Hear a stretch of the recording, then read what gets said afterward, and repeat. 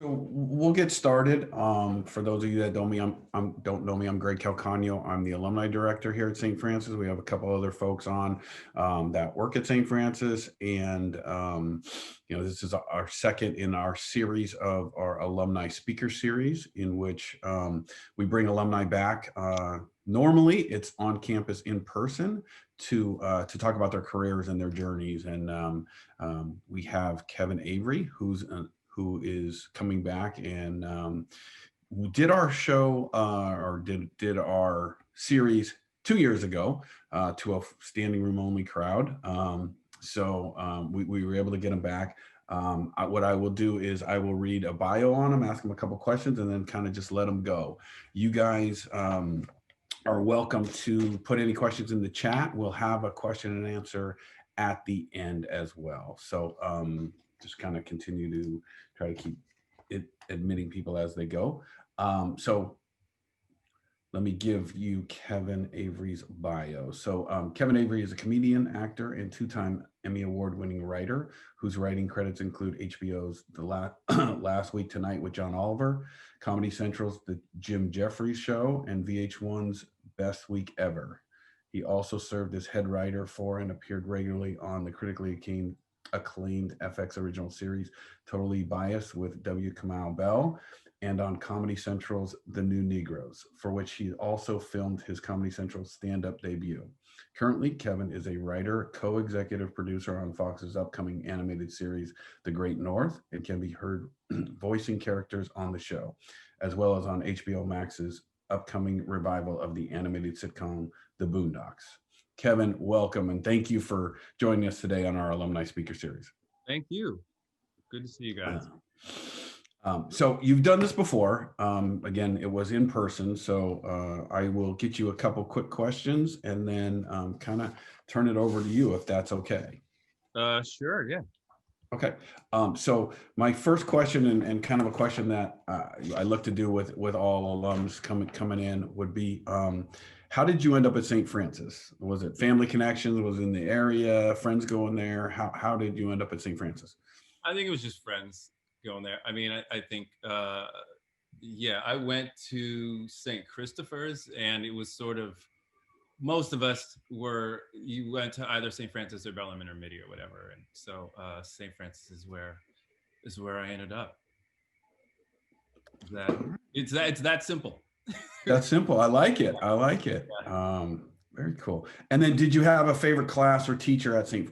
Francis? I had I took there were two classes that I really liked. I had a creative writing class that was taught by my favorite teacher was her name was Miss Askelson Howard. We called her Miss A, and I just really enjoyed the class. It kind of I think that was the class that stuck with me the most in terms of writing and what I would do, in the future down the line. But I also did take a speech class from Mr. Deneen, and the thing that I was great about that class was that at one point he had us do stand-up routines. And he said, you didn't have to write the material, you just had to find stand-up material that you knew of or, whatever, favorite routines, whatever, and then perform it in front of the class. And I think we all did like 10-minute sets or whatever. And so I found just all of I was a huge stand-up comedy fan at the time, and so, well, still am. And so I found a bunch of my favorite stand-ups and sort of strung my favorite bits from them together and did a routine. And I think I did a little bit of my own, but it was mostly other comedians that I really liked, and did this 10-minute set of all their material. And the cool thing about it, I mean, it was really fun to do, but the cool thing about it is that years later, I ended up, I think I know or have worked with just about every comedian on that. I recently found that old list. I still have it for whatever reason. And I realized, I'm friends with, or I've worked with all the people on this list, which if I could go back in time and tell myself that, my head would have exploded. Like, oh yeah, you'll know all these people. They'll all be your friends. It's yeah, that's always been kind of a special, I don't know, St. Francis moment, I guess, for me. That's really cool. So I think kind of now what I would like to do is just kind of say, maybe can you just tell us your story, how you went from St. Francis to where you are today, and kind of you know, whatever you want to put to get there.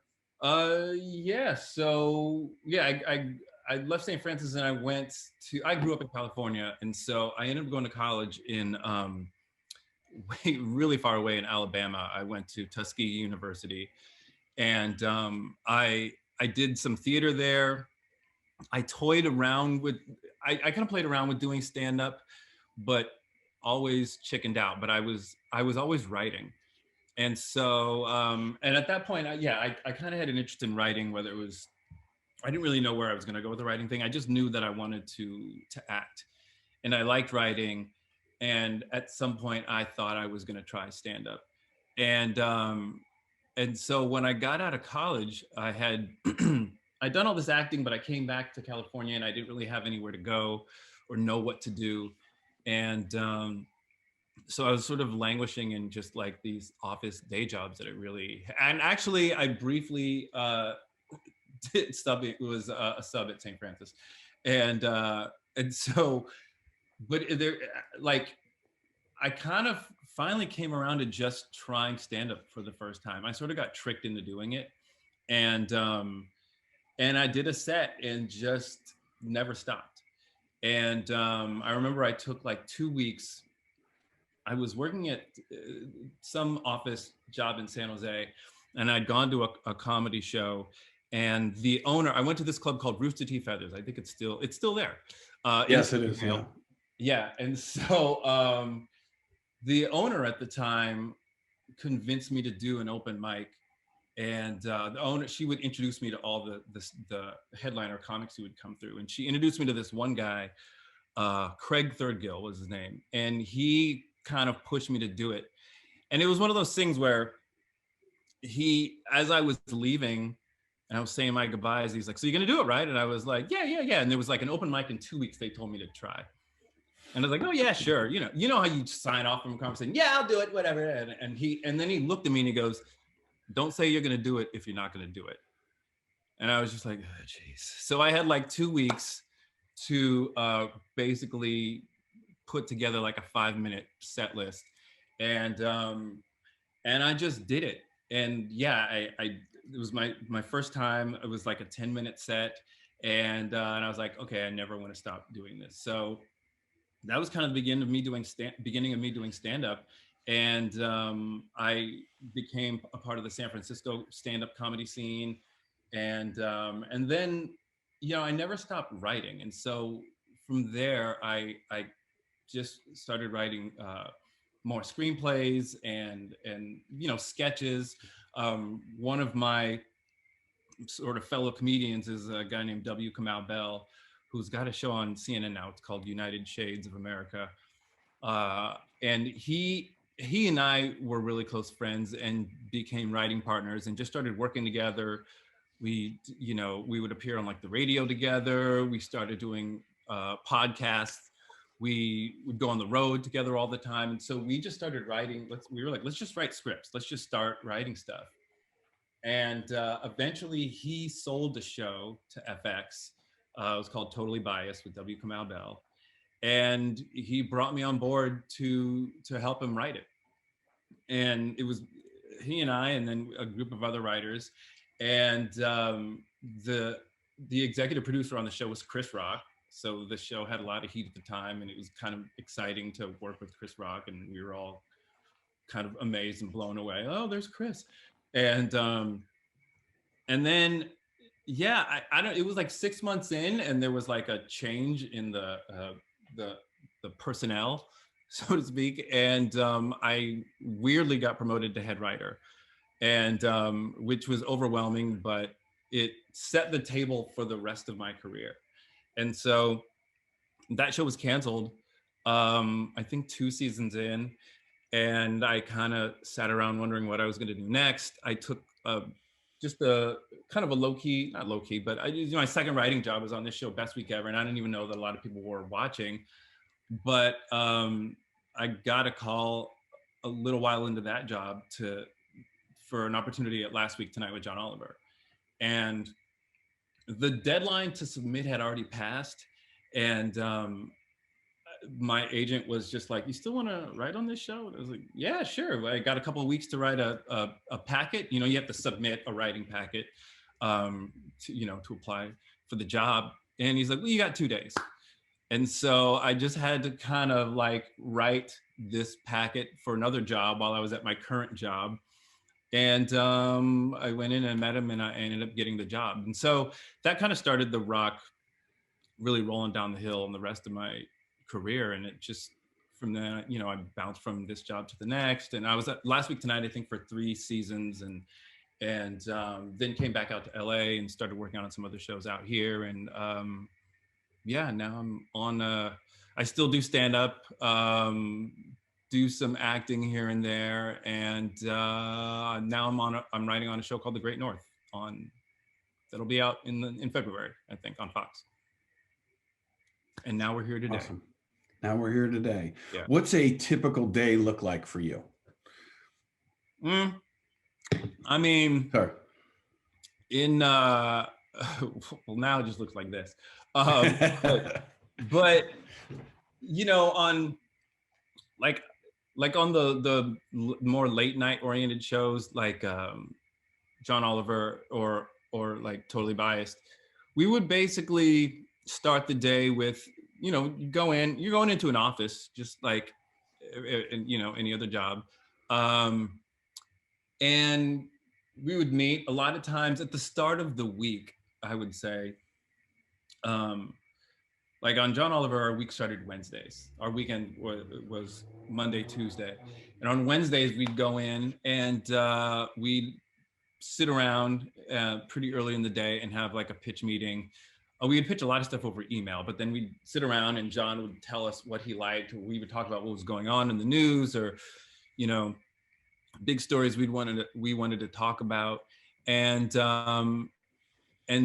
just, sometimes you'd get an assignment and be like, all right, I'm off to go write this piece on whatever. Sometimes you would sit around and wait or do more research on stuff to pitch. But it was kind of a slow week until like maybe 2 days before, 2 or 3 days before we would tape. And then, you had to have your piece in, you had to, everything you're working on sort of, all of the show starts to come together. And so like on Sundays when we would tape, we would get up, we would spend the morning just sort of beefing up the script, kind of, adding jokes where joke needed to be added, cutting things, adding, whatever. And then we would actually, me and the writers would sit around and watch a movie for a couple of hours after that. And then we would go to rehearsal and run through the whole show. And then we would do another rewrite. Like we had, I think, an hour or two as they were letting the crowd in, and then we would tape the show. And that's it's very similar to like the Jim Jeffries show and how Totally Biased worked. All these shows were like weekly shows. So something like The Daily Show is very different and kind of insane. But although we did do a daily format at Totally Biased for a little while, so it was that was crazy. But that's generally, kind of what it is. It's like you're pitching your ideas, then you're going off to write them as they're assigned to you. With the job I have now, it's sort of all over the place because it's a much slower thing. From the time that I pitch an idea for a story to the time I actually literally have to write it, it's a couple of months. So, I mean, there's a whole, we call it a one-sheet process where you have to put together the summary. Then there's a more detailed outline process that takes weeks. Then there's the actual script process, which weirdly is the shortest. You get like a week to write it. And then there are all these sort of revision processes that go in. There's a table read. So there are all these little beats along the way that go into making an animated show like the one I'm on now. So, yeah. Very cool. What's one of the biggest challenges you face? I mean, just in this business, the the biggest challenge you will face if you're interested in doing this, whether it's stand up or writing or acting or whatever, the biggest challenge is that time, all the years before, you finally break, before the thing happens that you're going after. I mean, it's um the hardest part of someone told me this, the hardest part of stand up, and the hardest part of, I think, anything in the entertainment business is, especially from the artist area, the hardest part is just not stopping, because there are every day very solid reasons to quit, very good reasons, logical reasons, um, to kind of walk away from it and go, you know what, I've been at this for 3, 4, 5 years, 10 years, I'm done. And so it's really like it's sort of like walking through a desert. You really can't see where the thing that's going to really start your career, where it is. You're just kind of walking, and you can either stop or you can keep going. But it's hard. That's the trick, is just not stopping. And so I think for me, I was at it a long time. I mean, stand up was great, and it still is. And I did it for a long time without having an actual writing career and working on all these shows and the acting gigs and all this other stuff and the larger stand up gigs. But it was there were several times when I used to decide I was going to quit doing comedy like once a year, and then something would happen and I'm like, all right, I'm gonna just do this forever. But that's the trickiest part, is sort of not stopping. What so you answered one of my next two questions. So Oh, what can no, that's fine. That's good. That's well, now good. I'm curious what those two questions were. What no, it was what advice would you give someone interested in the field, and then what can a young Lancer do to find out if this is the correct field for them? Oh, um, I think in terms of finding, you just know, like, in terms of finding out if this is the correct field for you, it's pretty impulsive. It's hard to not do it if you really love it. Um, I had a friend just the other day who was like, uh, "Yeah, I'm done with acting," and I didn't try to talk her out of it, because I was like, "Okay, I get it." Like, it's, you know, um, sometimes you want to stop and it's clear like you shouldn't, but you're just having one of those moments. But I think in general, you just really, um, it's a very, it's a, you're kind of compelled to keep doing it. Um, I mean, my parents tried to talk me out of doing it for a long time, so Well, I mean, you had that sub job at St. Francis, so that had to be paying a lot of the bills. I did do that, and I could have done that forever. Um, but yeah, I think even when something happens that you're like, okay, I should quit doing this, something else will turn around to make you realize, oh no, so when I think it was my first year in stand-up, I was doing a show. Oh, it was the San Francisco comedy competition. And at the time, this was a big deal. And so this was the I think I'd made it to like the semifinals or whatever. And so I had like these 2 bad sets in a row, where like the first set, I remember I fell as I walked on stage. Like, you don't recover from that.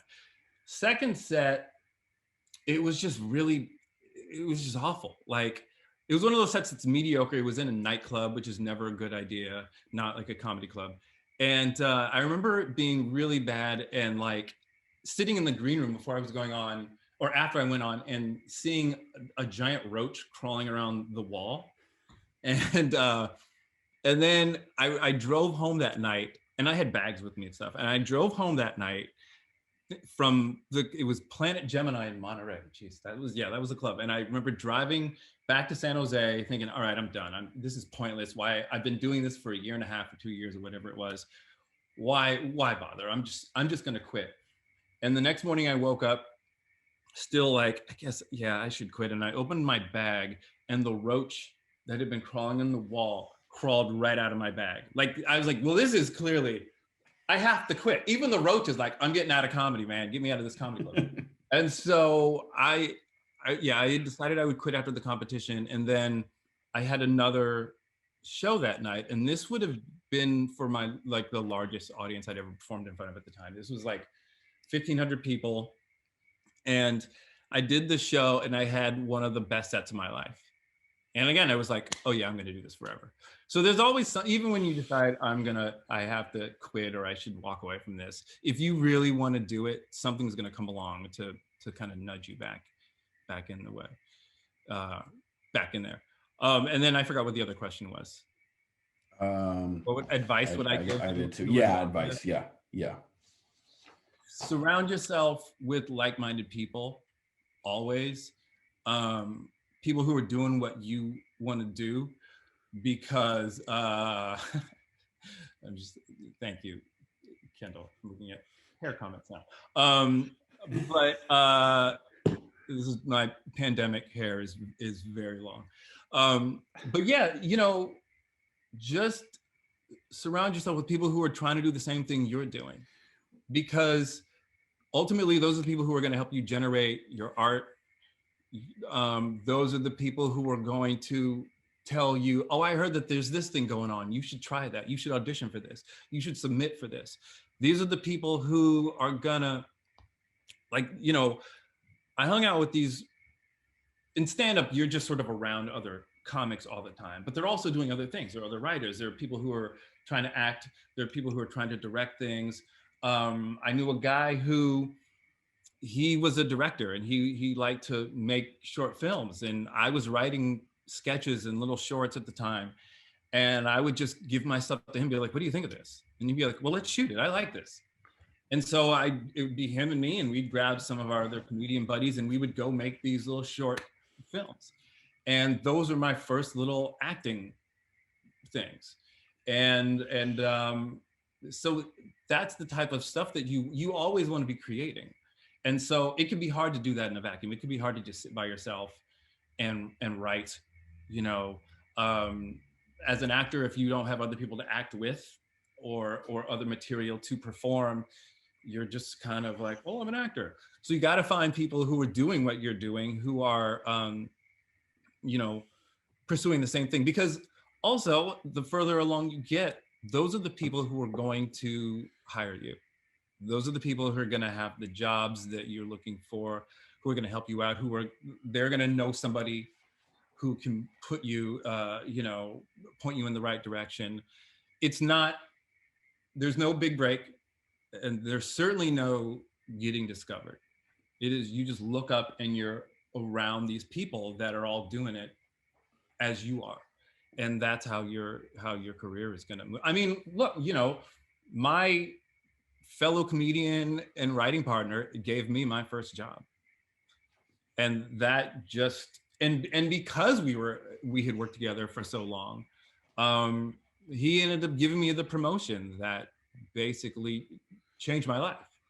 So surround yourself with other people who are doing what you're doing. And if you don't think you can find them, trust me, you can. They're everywhere. Thank you very much.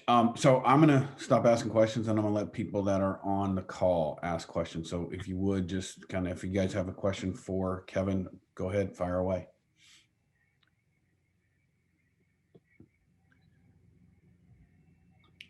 No pressure. Zero pressure at all.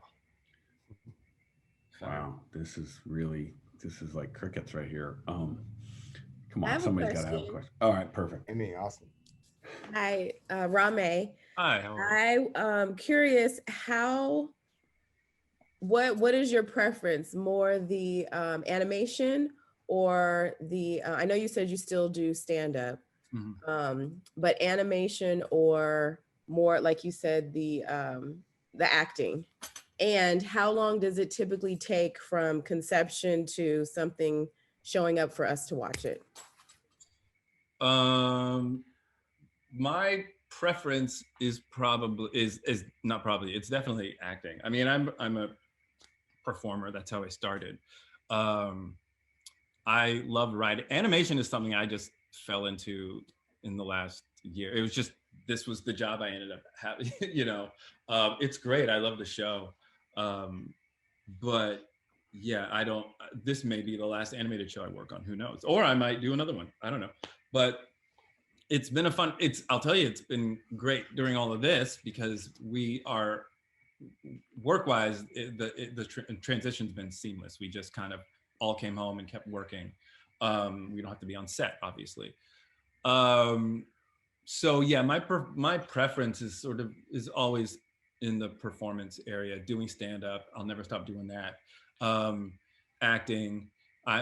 It's funny because the writing career basically took over.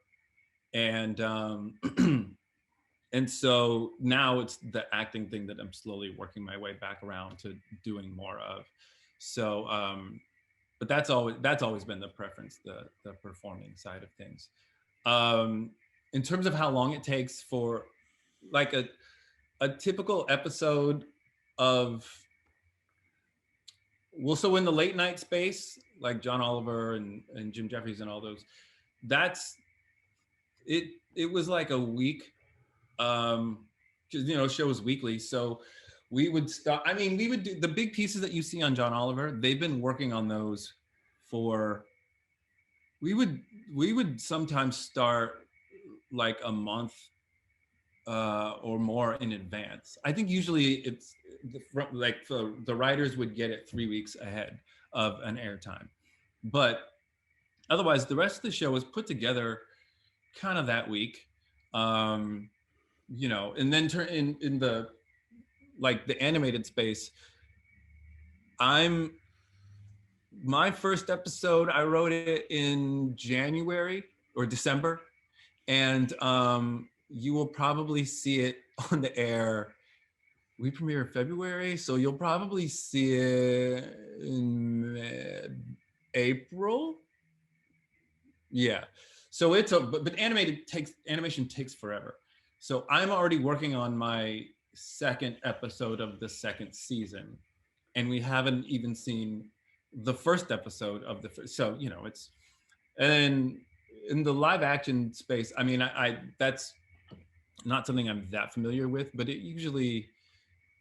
it's a couple weeks maybe. I don't know though. Every show is kind of different. So. All right. Who else has a question? How did you get noticed by like the bigger shows? That's a great question because I did the smallest thing, and I think that's very important to know because it is like, okay, so my agent called me about last week tonight, and that was the hot ticket in town. That was the show everyone wanted to work on. It hadn't started yet, but everyone knew it was going to be a big deal.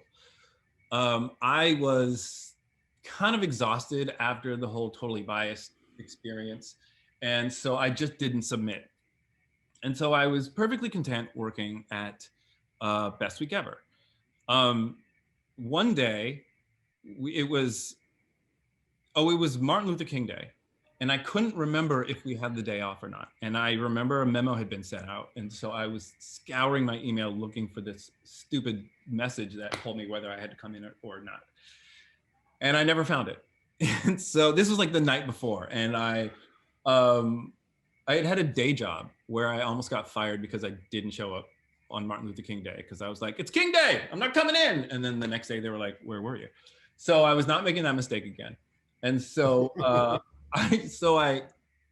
went into work really early. I usually did before everyone else got there. And I was like, well, I'll just wait and see if people show up. And if they don't, I'll leave.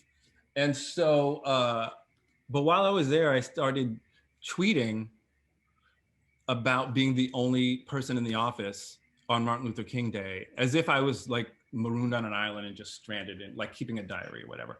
I was bored, and I almost didn't do it. I was like, this is dumb. And then I just kept doing it. And then people did start showing up, and I was like, glad I'm here. But then I just kept doing these tweets, and I tweeted all day about being the only person in the office on Martin Luther King Day. And that day came and went. I moved on. When my agent called me about the job weeks later, he said, John Oliver saw something you did on Twitter and thought it was hilarious. This stupid thing that I didn't think anybody saw. He happened to see it, and that got his attention. And then he talked to Kamau, who had been on the show. Actually, John had been a guest on Totally Biased, the first episode that I was the head writer, and we hadn't even met yet. But I think he talked to Kamau. Kamau told him about me, and that basically got me that job. All of that to say, do and make anything. The key is to constantly be creating stuff. Even when you think no one's seeing it, somebody's seeing it. And, I have other writer friends who have similar stories of like, well, I just did this stupid thing, and then someone happened to see it. And it's not getting discovered in the classic way of how we used to think about getting discovered, but it does get you noticed in the smallest way. And then things just incrementally move forward from there. So, I mean, that's what put me on John's radar. Everything else is just in the work you do. Because from there, it was like, you worked on Last Week Tonight. Okay. And that helped me get meetings, get jobs, everything from there. So it's do all the things that seem like they're the little things, because they will ultimately become big things for you.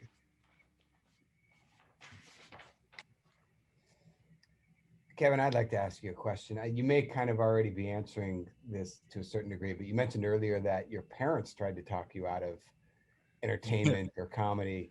There might be plenty of students on this call, or plenty of students who might feed into this recording later, who are thinking about their art, or thinking about fields like entertainment that might seem like they are too hard, or maybe not the most pragmatic ways to go. What would you say to students who are maybe getting pressure from parents to do something more practical with their lives and their education, but who are really thinking that they have maybe an interest or a talent for an art or for entertainment?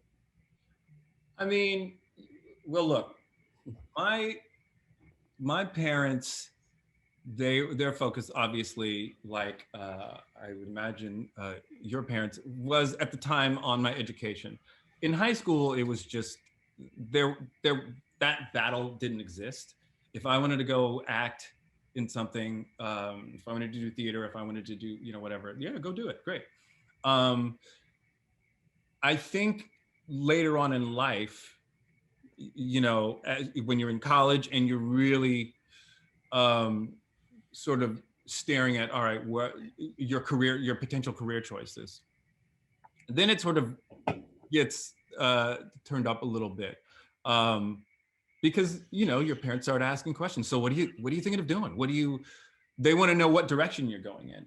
And so I think you always can do both. I mean, I was an English major just because I went to college, because I was like, you're going to college, okay? And I majored in English because my philosophy was like, well, I like to write, and I already speak the language, so there you go. That's a C. So I did that. But like, I didn't have a constant like, you have to stop this comedy nonsense. I didn't have that. I just had so what are you doing? And I do remember my mom, I mean, this is when I was deep into stand-up, kind of going, well, you said you give it a while and then you'd stop and think about something more permanent. And I was like, okay. And I never said that. But that was just my mom being my mom. But I just kept doing what I was doing. And so I had a day job the whole time. I didn't love it. But I did. I think you just have to keep doing the thing you want to do. Because it's not like you're gonna, in most cases, you're not gonna drop everything and then go run off to Los Angeles and be like, I'm doing this acting thing. You're gonna, or a writing thing, or stand, or whatever. When you start doing stand-up, you're just doing it in your town. You're going to open mics somewhere, you're, whatever. You're not getting paid for it. You're not, I mean, even when you are, they're like local gigs. Occasionally you'll go out on the road and you'll do a week at a club, but you got to work. You have to make money, and so, yeah, I think you can just do the thing you want to do while finding a way to earn a living. And yeah, you're going to get pressure from your, this is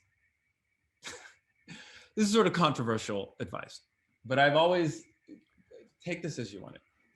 My philosophy is your family has your best interest at heart. So you can't always trust them, because this is a business that, if we're being completely honest, it requires that you kind of gamble everything. And so your parents, that's the last thing they would want you to do. That's just not in a parent's nature. So they're going to try to avoid letting you do that. And you kind of just have to do your thing and listen to them. I see you shaking your head, Kendall. And listen to them, and carve your own way. That's the best advice I can give you. And it's not always this overbearing, like, you must stop this, writing or acting or comedy nonsense. It's usually like, are you sure you want to really do this?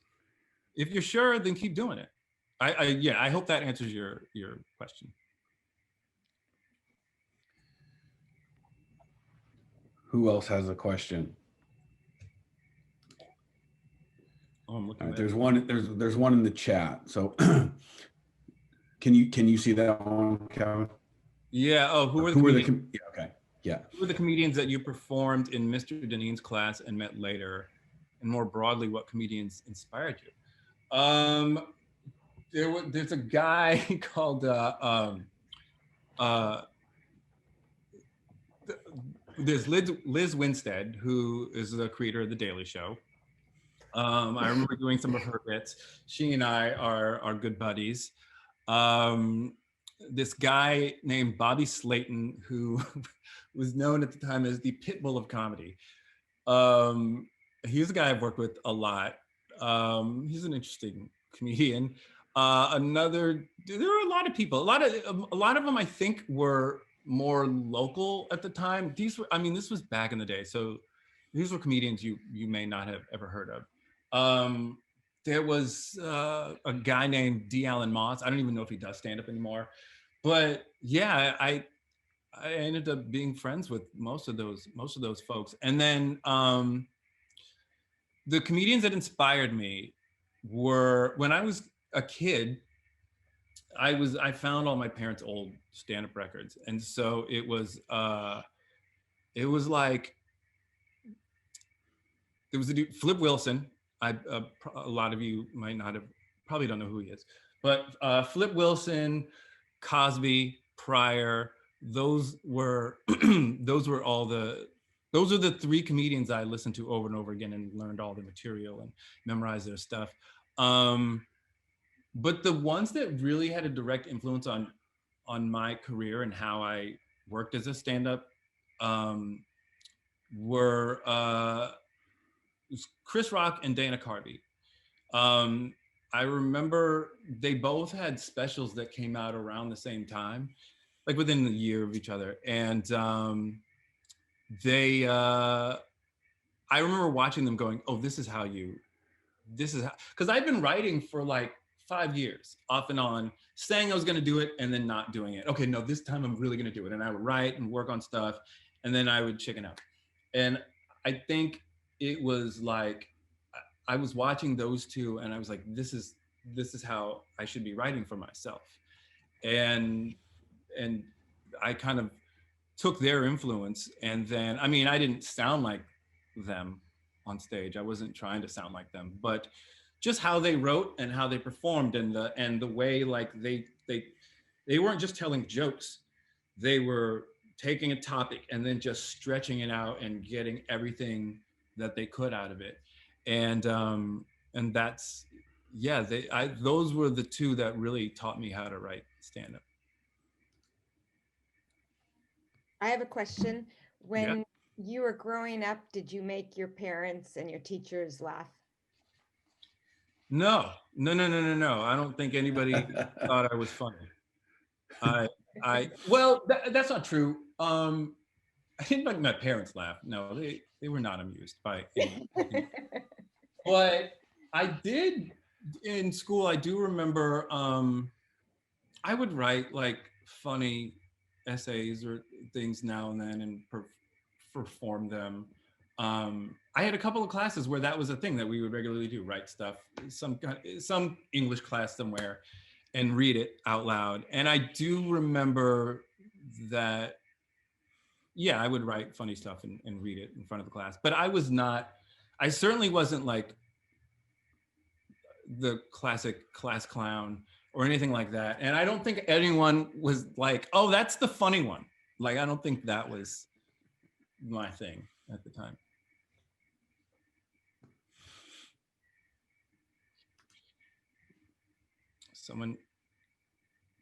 What would be my dream? Someone wrote in the chat, what would be your dream project?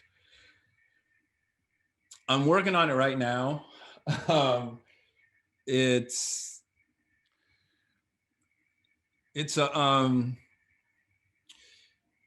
I wrote a script with Kamau ages ago, and I've just been revising it, and it is I hate even saying this now because everyone has a different take on this genre, but it is a comedy we wrote about. It's a superhero comedy, and that would be fun. That would be kind of a dream. Actually, my dream project would be, what am I even saying? I have a show that I tried to sell last year, and it was just a sitcom, and it was called Second Coming, and it was about a guy who had been raised in a cult who believed he was the Messiah. And he was raised by his family and this cult to believe he was the second coming of the Messiah. And then he found out it wasn't true, and he left the cult and just tried to live in Los Angeles as a regular person for the first time. And it was one of my favorite things that I'd ever written. And we didn't sell it, but that would be, if I can come back around and sell that a little bit later, that would be a dream project. Because the character that I played was this, I wasn't the Messiah guy. I played this character named Oatmeal, who basically was just this very strange, kind of a black Fraser Crane character, and who used to be like an OG, like a gangster, and who completely changed his image and reinvented himself. And it was just kind of a fun character that I was hoping to play. But so that would be my dream project. Some show I sell.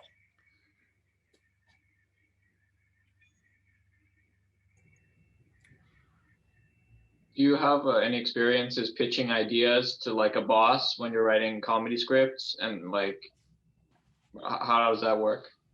Yeah, so that's a great question. So yeah, I mean, on all these shows, you're pitching in one capacity or another. With the Great North, you have two types of pitch processes. I'm in the middle of this process right now, pitching my idea for the next episode that I write. And so that's a big one. That's okay, this episode is about this, and this character does this, and then we want Judy to do this, and blah, blah, blah, blah, blah. And I came in with 5 or 6 ideas and gave it to them, and they're like, we like this, I don't know, maybe this, you know. So that's a long process. And it's pretty intimate. You just kind of go in and do your thing, and that's it. And then you find out what you're doing. Later, there are times when like other people are working on their episodes and they're like, oh, this joke doesn't work here, we need a new joke. And the writer's room sits around and we all pitch ideas for jokes in the room. Or we can't, you know, this is a bad example, but like, not a red hat, we need a hat that's another color, and everyone's pitching color ideas. So similar to that, in the late night world, you're pitching ideas for pieces that'll be done on the show. You know, sitting around that room with John Oliver and going, oh yeah, there's this thing about the Thailand junta. I want to do this story about, you know, he said X, Y, and Z, or he's doing this thing, and it was very funny, and you know, and he might like that and be like, yeah, run with that, let's do that story, you know, whatever. And then again, on a smaller scale, closer to when we're airing the show or when we're going to tape the show, we're going through the script, and John would have like, there would be 15 jokes in a script that he's like, not good enough. We need new jokes here. And we would just have to sit around the writer's room without him, just the writers pitching joke ideas for any, you know, substitutions essentially. That process can be difficult because it feels daunting to be in a room and throw out your joke that may or may not be funny. And so but you just have to get used to it. Some of your jokes are gonna fall really flat. Some of them are gonna kill in the room. You just do not know. Some people are great at it. Some people not so great. It is not my forte to just be in the room and firing them off. But you gotta do it because you never know what joke is gonna, my advice is do not pitch. And I'll give you an example of what I'm talking about. On Totally Biased, we were having a writer's meeting. Chris Rock is in the room. This was back when we were still not used to having him around, and we were still in awe that Chris Rock was there, and everyone wanted to impress Rock. And so we were, something in the script needed a new joke, and we were pitching, and I had this idea. And I wanted to pitch it, and I was like, that's dumb. Don't say, Chris is right there. You're gonna look like an idiot. He's never gonna, you know. And I didn't pitch it. And then in the middle of the meeting, he's like, all right, I gotta go. I gotta do a thing. And he leaves. And we were still kind of talking about this joke. And when he left and it felt safe, I pitched the joke. The room went crazy. And I was like, no, bring Chris back. Wait, you gotta tell him I did this. I had to. Wait, he never knew. And so you just don't know what nobody cares if your joke eats it in the room. It's like, one guy, some of you may be familiar with the comic Hari Kondabolu. He wrote on Totally Biased, and great comedian, really funny dude. He would routinely pitch jokes that would just fall flat, and we would all make fun of him. He would first make fun of himself, and then we would all laugh at him. It was just, you know, and it was all good fun. It's ultimately not a big deal. Some rooms are more competitive than others, and it could feel like a lot of pressure, but you cannot let that get to you. You have to just do it because you don't know what joke is gonna set the room on fire. And, or idea. You don't know what idea is gonna make people go, we have to do this. We have to, oh, this is gonna be the episode. You just have no idea. You're in the business of trying things out and throwing things away. Something doesn't work, you throw it away. You know, or you do something and it doesn't take off. Great, you did it, you worked on it, you throw it away. You try things out. You try a thing out that some of the best bits that I've ever written or performed were things that I thought, this is dumb, I'm not doing this.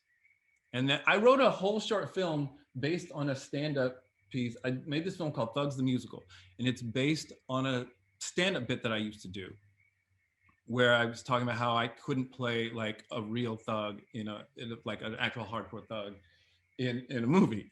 And I mean, look at me. And so, and the joke was basically like, I could play a thug, but he would be in some kind of theatrical, like Sharks versus Jets kind of thing. And then I would do, like something called Thugs the Musical. And then I did these little quick, like, I sang these really quick, like musical hits or whatever. And I just thought that sounds so dumb, and it's going to be embarrassing to do that on stage. No one laughing, and I'm trying to sing these show tunes and all this. And I tried it one day, and it was like, well, that's the bit I'm doing now forever. Like it worked. And then this short came out of it, and I met all these other actors that I'd never worked with before, and it kind of changed my career. But I almost never did it. So just don't not pitch. When you're in the room, you have an idea, pitch it, try it out, because you don't know where it's going to go.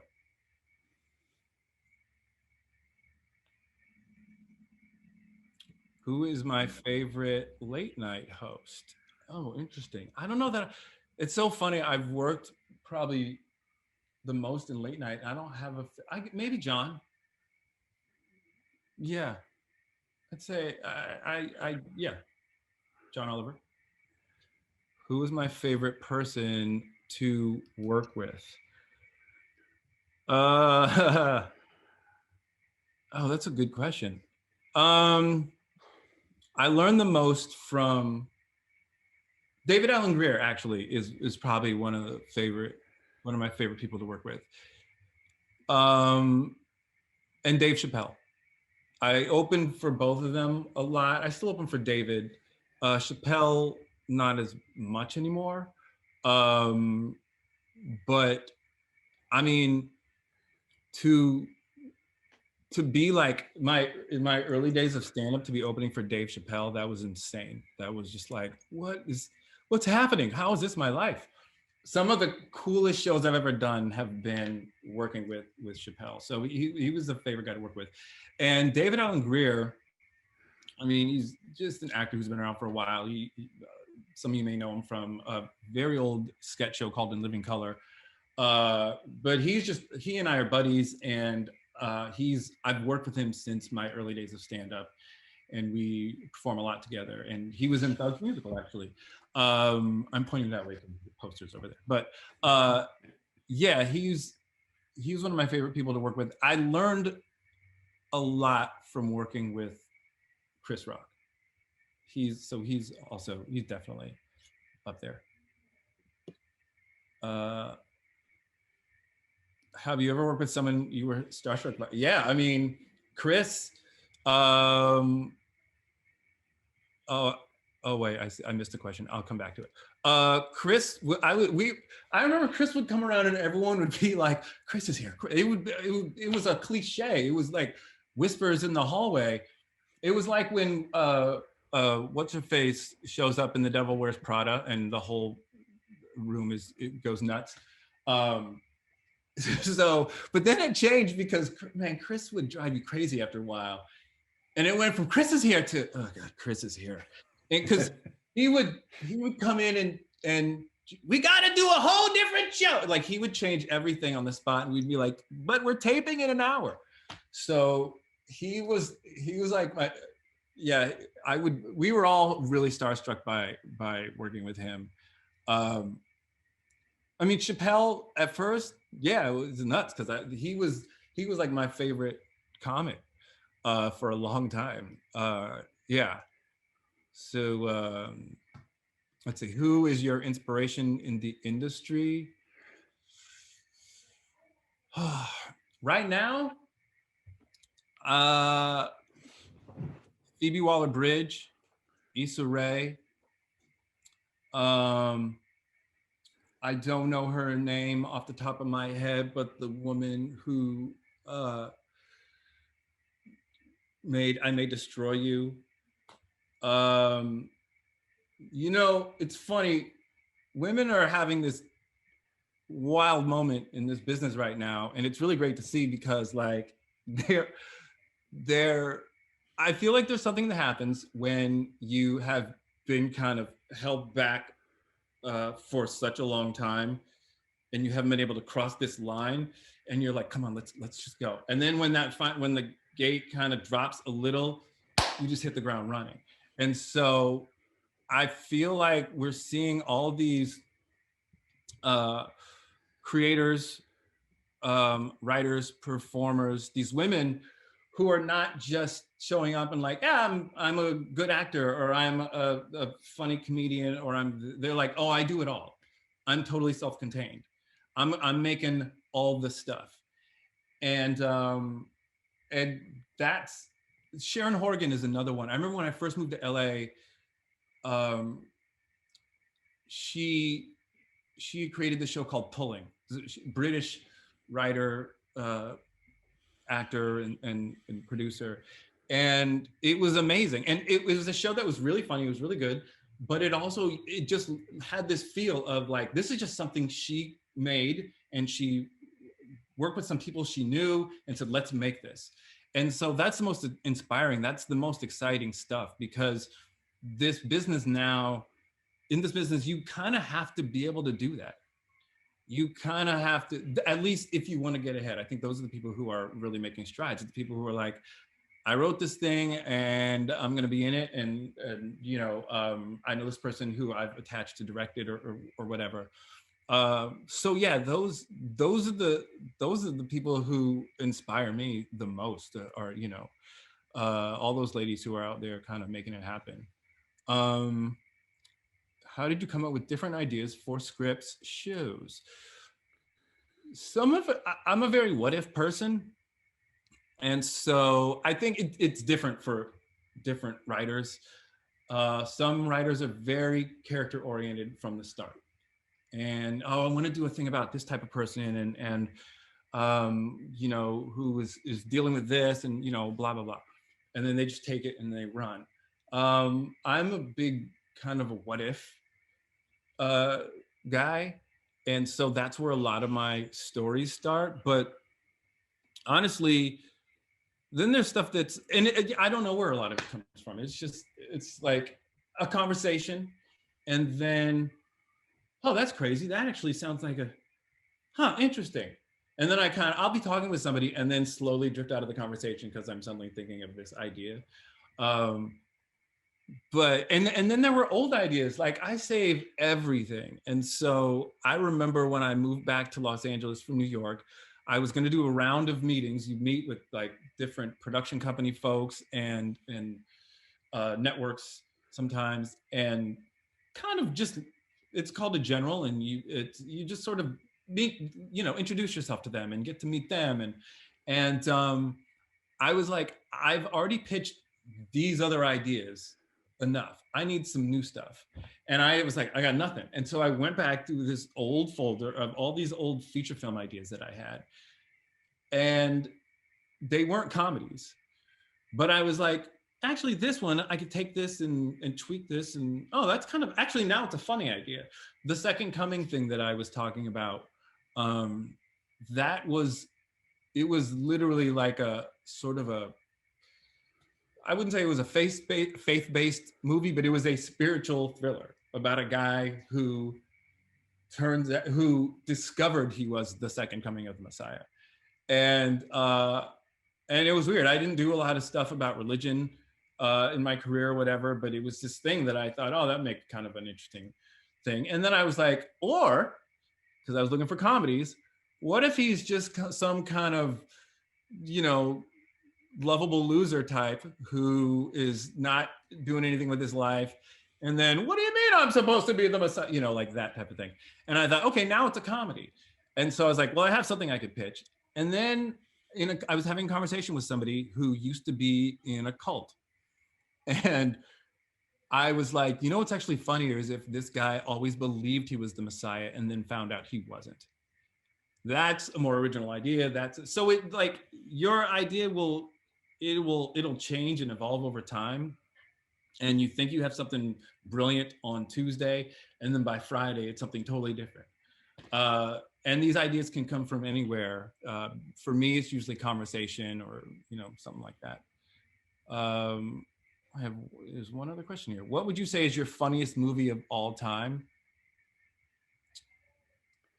I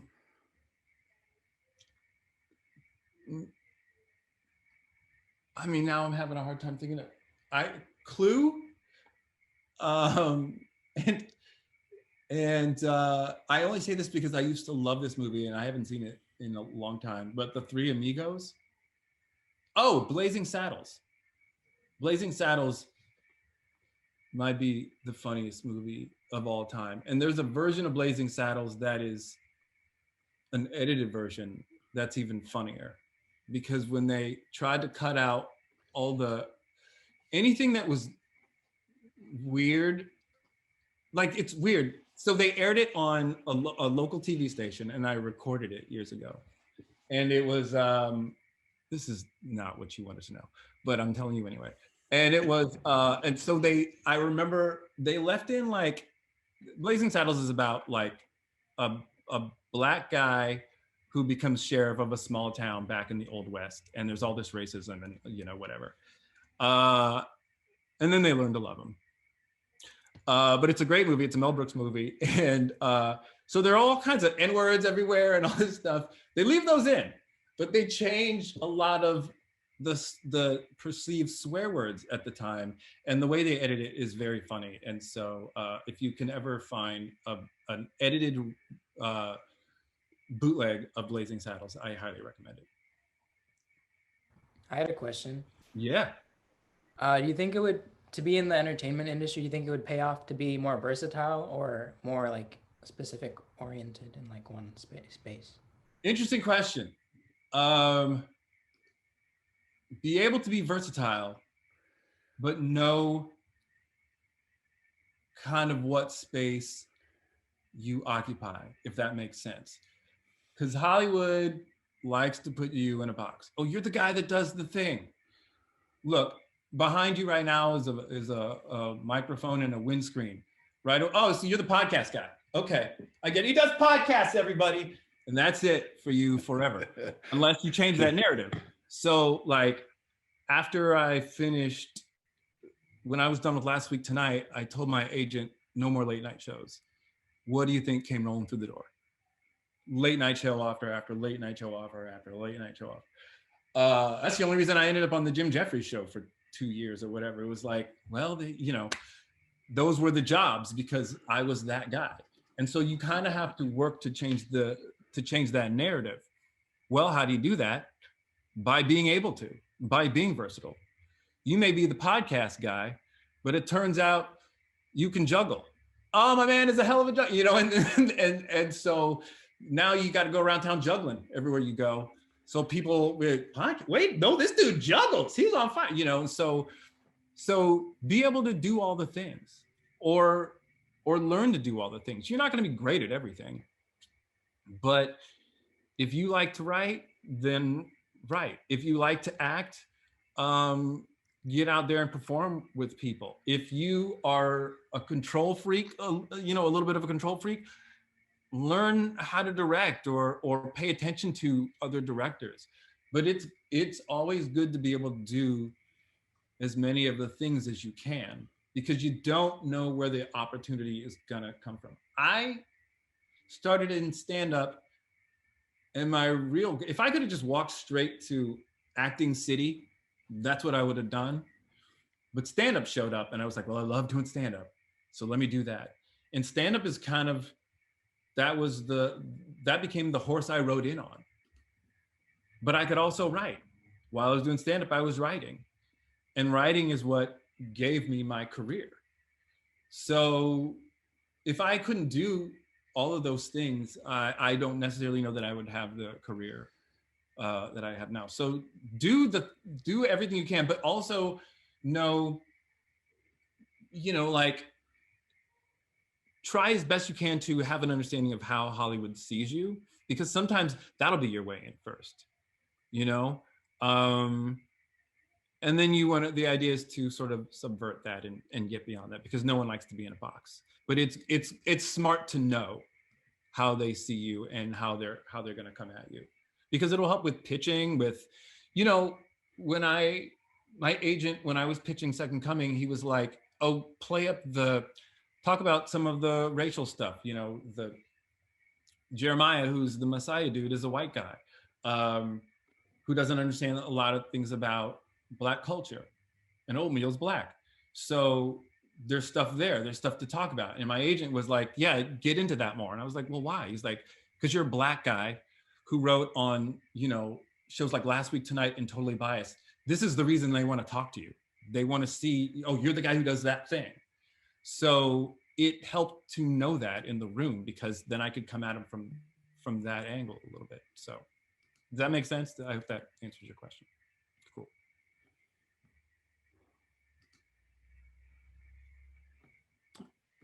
Does anybody else have a question for Kevin?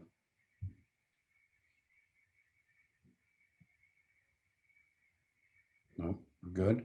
Well, Kevin, thank you so very much. We went longer than than planned, but we really thank you for talking to us and giving us all that advice and telling us your story. So thank you. Thanks for everybody that participated. We will let you go. Thank you, Kevin. It was really Thank great. you. So much, Thank Kevin. you. Thank you. Bye. Thank you. Thank you. Hope someone has one more question. Really quickly, do I think that technology will change the future of stand-up? Yes, it already has. What? Yeah. Especially now, because who's Ryan? Oh, there you are. He's right there. Yeah, man. Because look, we're like, I haven't done a show since March, and I mean, Zoom, that's happening, but there's this thing called, I think it's Nowhere Comedy. Just find Nowhere Comedy on Instagram. They do a thing where they have the comics go into this studio area, and there are all these screens around, and people are able to watch the show. I don't know the technology behind it, but people are constantly finding new ways to do live shows and entertain and sort of, yeah.